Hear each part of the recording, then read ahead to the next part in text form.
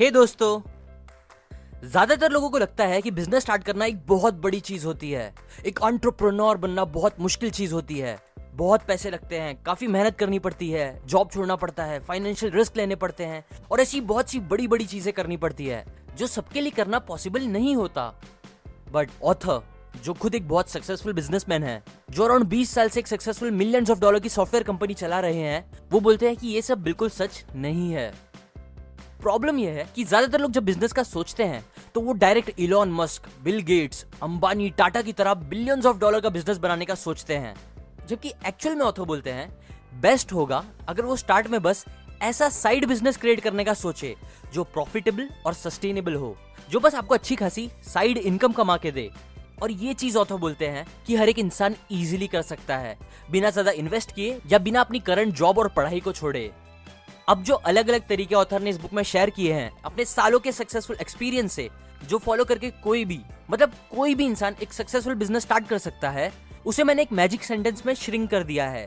एक स्टार्टअप मंत्र आप बोल सकते हो, जो कुछ ऐसा है कि scratch the etch with core minimum and fight passionately with less. Actual में इस सेंटेंस में 4 बड़े प्रिंसिपल्स छुपे हैं, जो मैं आपको अभी एक एक करके बताता हूं। सबसे पहले आता है scratch the itch. Vic Firth एक बहुत अच्छे ऑर्केस्ट्रा टीम के ड्रम प्लेयर थे। अब कई साल ड्रम्स बजाते बजाते उन्होंने एक बात नोटिस की जो उन्हें बहुत फ्रस्ट्रेट करती थी। बात यह थी कि वो जो भी ड्रम स्टिक्स यूज करते थे, उनमें से कोई भी 2 स्टिक एक दूसरे से एकदम सिमिलर नहीं होती थी। मतलब वो वेट में, डेंसिटी में एकदम परफेक्टली सेम नहीं रहते थे, जिसकी वजह से उनमें से एकदम सेम पिच और लेवल की आवाजें नहीं निकलती थी और ये चीज उन्हें बहुत परेशान करती थी। सो इसीलिए फिर उन्होंने क्या किया कि वो अपने बेसमेंट में गए और वहां रिसर्च करके उन्होंने खुद से सेम वेट, डेंसिटी, पिच के ड्रमस्टिक्स बनाए, जिसे बाद में उन्होंने नाम दिया द परफेक्ट पेयर। उनके ये स्टिक्स इतने फेमस हो गए कि आज उनकी कंपनी जो ड्रमस्टिक्स बनाती है, वो टोटल 62% ड्रमस्टिक्स के मार्केट को ओन करती है, वो भी डोमिनेट करते हुए। ऐसे ही बिल बॉमन, जो एक ट्रैक कोच थे, उन्हें जब अपने स्टूडेंट्स के लिए एक perfect, light weight, strong shoes नहीं मिल रहे थे मार्केट में, तब वो खुद एक लोकल वर्कशॉप में गए और वहां जाके उन्होंने रबर को वॉफल आयरन में डाल के खुद से शूज बना डाले, जो मजबूत भी थे और लाइट वेट भी, जो बनने के बाद सबको बहुत पसंद आए। और यहीं से फिर नाइकी कंपनी की शुरुआत हुई, जिसे आज ऑलमोस्ट हर इंसान जानता है। सिमिलरली ऑथर ने स्टार्टिंग में एक कंसल्टिंग फर्म स्टार्ट किया था, पर जब वो अलग अलग कंपनीज के प्रोजेक्ट को हैंडल कर रहे थे, तब उन्होंने नोटिस किया कि इतने सारे प्रोजेक्ट्स को मैनेज करने के लिए कोई भी एक अच्छा टूल अवेलेबल नहीं है मार्केट में। इसीलिए फिर उन्होंने अपने पार्टनर्स के साथ क्या किया कि एक सॉफ्टवेयर रेडी किया जो प्रोजेक्ट्स को इजीली मैनेज कर सके, और सच में ये बहुत काम की चीज थी। इसलिए इसकी जरूरत हर एक कंपनी को भी दिखने लगी। फिर क्या, सबने उनसे उनका सॉफ्टवेयर खरीदना स्टार्ट कर दिया और ऐसे ही फिर उनका बिजनेस स्टार्ट हो गया, जो आज उन्हें मिलियंस ऑफ डॉलर बना के दे रहा है। अब ये तीनों एग्जाम्पल में आप नोटिस करोगे तो हर इंसान को स्टार्टिंग में खुद अपनी लाइफ में कुछ प्रॉब्लम्स महसूस हुई, एक इच महसूस हुई। इसलिए फिर उन्होंने क्या किया कि उस इच को खत्म करने के लिए एक काम का सोल्यूशन बनाया। सेम इसी तरह आप भी नोटिस करो डे टू डे लाइफ में कि आपको क्या प्रॉब्लम्स फेस करनी पड़ती है और कैसे आप उस प्रॉब्लम्स को अच्छा प्रोडक्ट बना के खत्म कर सकते हो। आपका मेन एम यही होना चाहिए कि आप कुछ रियल प्रॉब्लम्स को सॉल्व कर पाओ, और बेस्ट है अगर प्रॉब्लम आपकी खुद की हो, क्योंकि आप अपनी खुद की प्रॉब्लम्स का सोल्यूशन आपको सबसे अच्छे से समझ में आएगा, जिससे आप जल्दी और बेटर डिसीजंस ले पाओगे प्रोडक्ट बनाते हुए। वरना दूसरों के प्रॉब्लम्स के सोल्यूशन सर्च करना कई बार अंधेरे में तीर चलाने जैसा भी हो सकता है। With core minimum. अच्छा, एक क्वेश्चन पूछता हूं। समझो आपको बर्गर बेचने का बिजनेस करना है। अब इस आइडिया को एक सक्सेसफुल बिजनेस बनाने के लिए क्या चीज का होना सबसे ज्यादा जरूरी है, जिसके बिना आपका बिजनेस होगा ही नहीं? एक अच्छी शॉप, अच्छे एम्प्लॉइज, या क्या? वेल ऑब्वियसली जो चीज सबसे ज्यादा जरूरी होगी वो होंगे आपके बर्गर्स, जो बहुत अच्छे होने चाहिए। बिकॉज भले से आपके पास अच्छी दुकान ना हो, अच्छे एम्प्लॉइज ना हो, फिर भी लोग दूर दूर से आपके बर्गर्स खाने आएंगे अगर वो बहुत अच्छे होंगे तो। इसीलिए यहाँ टेस्टी बर्गर्स आपके बिजनेस का कोर होगा, जिसपे आपका स्टार्ट में सबसे ज्यादा फोकस होना चाहिए। क्योंकि ज्यादातर लोग की ये प्रॉब्लम है कि वो अपने कोर से हट के दूसरी चीजों पे ज्यादा टाइम, एनर्जी और पैसे स्टार्ट में ही खर्च करने लगते हैं, जो समझदारी नहीं होती। एग्जाम्पल, ऑथर ने जब अपना बेस कैंप का बिजनेस स्टार्ट किया था, तब उन्होंने बस कोर पे ध्यान रखते हुए मिनिमम पैसे खर्च किए। उन लोगों ने खुद का ऑफिस खोलने के बजाय शेयर्ड ऑफिस स्पेस यूज किया, कई सर्वर्स यूज करने के बजाय बस एक अच्छा सर्वर यूज किया, कस्टमर सपोर्ट टीम रखने के बजाय खुद सारे कॉल्स, ईमेल्स के आंसर्स दिए। ऐसे ही आप भी स्टार्टिंग में बस मस्ट हैव चीजों पे फोकस करो, ना कि नाइस टू हैव चीजों पे। एक अच्छी डिग्री का होना नाइस टू हैव है, पर अगर आप चाहो तो गूगल और यूट्यूब से भी बहुत कुछ सीख सकते हो। अपनी जॉब क्विट करके बिजनेस स्टार्ट करना अच्छा है, पर बहुत बार आप थोड़ा एक्स्ट्रा टाइम निकाल के टीवी शोज को देख के टाइम वेस्ट करने के बजाय, सोशल मीडिया पे टाइम वेस्ट करने के बजाय और थोड़ा कम सो के भी बिजनेस हैंडल कर सकते हो। बाहर से इन्वेस्टमेंट लेना अच्छा है, पर आज आप घर बैठे बैठे कई फ्री और चीप चीजों का यूज करके भी कुछ अच्छा क्रिएट कर सकते हो। देखो, मेन बात यह है कि आज की इस टेक्नोलॉजी से भरी दुनिया में चीजें करना बहुत आसान हो गया है। मतलब कल जो चीज करना इम्पॉसिबल थी, आज वो कंप्यूटर से आप फ्री में कर सकते हो।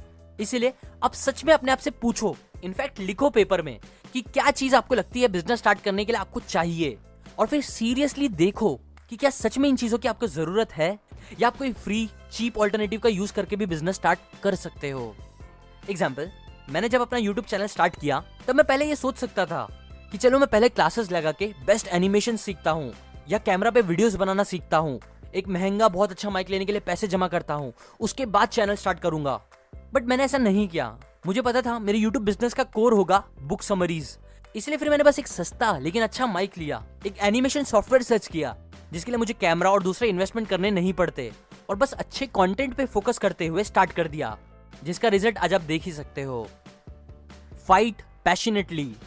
किसी प्रॉब्लम का मिनिमम खर्च के साथ सोल्यूशन निकालने के बाद जब आप बिजनेस स्टार्ट करोगे तो नेक्स्ट सबसे मेन क्वेश्चन ये आएगा कि अब आप कैसे इस भीड़ में अलग दिख पाओगे जिससे लोग आपके बिजनेस को चूज करेंगे। एक बहुत अच्छा तरीका जिससे आप ये पॉसिबल कर सकते हो वो है अपने कॉम्पिटिटर ब्रांड से फाइट लेके। एग्जाम्पल, डंकिन डोनट्स अपने आप को एंटी स्टारबक्स बोल के मार्केट करती है। वो इस बात पे बहुत फोकस करते हैं कि कैसे वो स्टारबक्स जैसे बिल्कुल नहीं है। वो अपने कप्स को फैंसी नेम्स नहीं देते स्टारबक्स की तरह। इनफैक्ट उन्होंने एक वेबसाइट बना के रखी है जिसका नाम है dunkinbeatsstarbucks.com, जहां विजिटर्स आके ऐसे टाइप के कार्ड्स भेजते हैं जिनमें लिखा होता है, एक असली दोस्त दूसरे दोस्त को स्टारबक्स में जाके पैसे वेस्ट करने नहीं देता, एक्सेट्रा एक्सेट्रा। ऐसे ही ऑडी अपने आप को एंटी ओल्ड लग्जरी कार्स बोल के मार्केट करती है। वो अपने हद से बाहर जाके लेक्सस, मर्सिडीज जैसे ब्रांड का मजाक उड़ाती है अपने एड्स में और बताती है कि कैसे वो उनकी तरह बिल्कुल नहीं है। अब यहाँ का एग्जांपल दूं तो अभी कुछ टाइम पहले मैंने ऐड देखा था 7up का, जो पेप्सिको कंपनी का है, जिसमें वो बोल रहे थे कि कैसे आजकल की जनरेशन के लोगों में कुछ भी क्लियर नहीं है और हम तो भैया ऐसे ही हैं।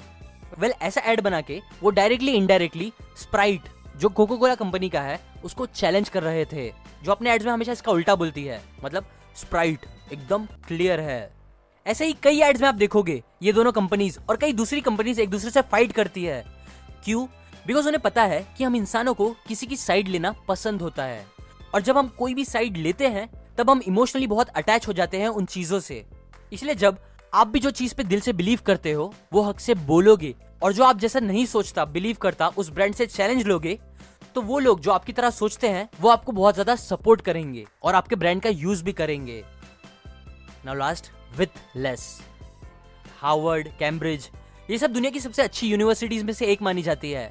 बट कभी आपने ये सोचा है कि इतनी सक्सेसफुल होने के बाद भी अलग अलग कंट्रीज में अपने ब्रांचेस क्यों नहीं खोलते? बिकॉज उनके लिए ऐसा करना कोई मुश्किल चीज तो होगी नहीं, बट स्टिल वो ऐसा क्यों नहीं करते?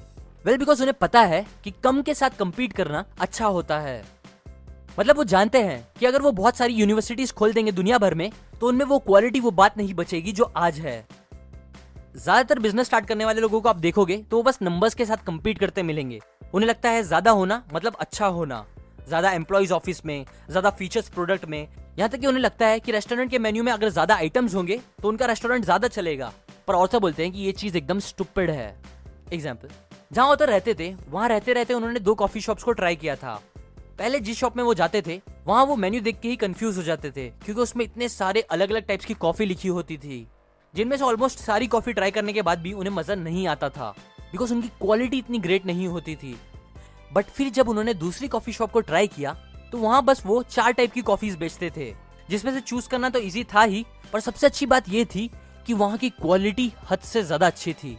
क्यों? क्योंकि वो कम आइटम्स पे फोकस करके उन्हें ही बहुत अच्छे से बनाते थे, जिसका रिजल्ट फिर ऑथर हमेशा वहीं जाने लगे।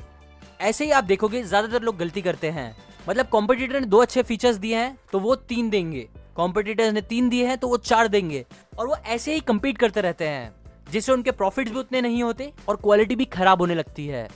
जबकि अगर वो कम चीजों पे फोकस करके एकदम बेस्ट क्वालिटी की एक ही चीज देंगे तब उनके सक्सेस के चांस बहुत ज्यादा बढ़ जाएंगे। तभी वो छोटे रहकर भी बड़े बड़ों से टक्कर ले पाएंगे, ना कि नंबर्स बढ़ा के।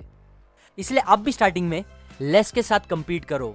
इससे आपके पैसे बचेंगे, प्रॉफिट ज्यादा होगा और आप बहुत जल्दी आगे बढ़ पाओगे। ये 4 इंपॉर्टेंट प्रिंसिपल से बना है वो मैजिक सेंटेंस जो आप कोई भी बिजनेस स्टार्ट करने के लिए हमेशा याद रखो। Scratch the etch with core minimum and fight passionately with less. अब ये समरी एंड करने से पहले एक बोनस लेसन जो ऑथर सिखाते हैं वो ये है कि ज्यादातर लोग आपको फेलियर से सीखने बोलेंगे, बट सच तो ये है कि आप फेलियर से क्या करना चाहिए ये सीख ही नहीं सकते, बल्कि क्या नहीं करना चाहिए ये सीख सकते हो।